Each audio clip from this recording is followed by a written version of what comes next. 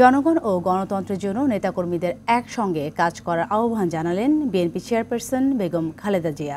রাজধানী গুলশানে বেগম খালেদা জিয়ার সঙ্গে সাক্ষাৎ শেষে কথা জানান দলটির মহাসচিব মির্জা ফখরুল ইসলাম আলমগীর। একই সঙ্গে চিকিৎসার জন্য আগামীকাল রাতে বেগম জিয়ার লন্ডন যাত্রা নিশ্চিত করেন মির্জা ফখরুল। রাত ৮টায় বেগম খালেদা জিয়াকে বিদায়ী শুভেচ্ছা জানাতে তার বাসভবনে যান বিএনপির জাতীয় স্থায়ী কমিটির ১০ সদস্য। এ সময় তার সুস্থতার জন্য দোয়া করেন বিএনপির নেতারা।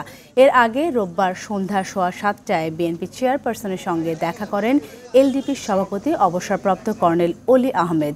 এ সময় ষড়যন্ত্রের কবল থেকে মুক্ত হয়ে দেশে পূর্ণাঙ্গ গণতন্ত্র প্রতিষ্ঠিত হবার প্রত্যাশার কথা জানান বেগম খালেদা জিয়া।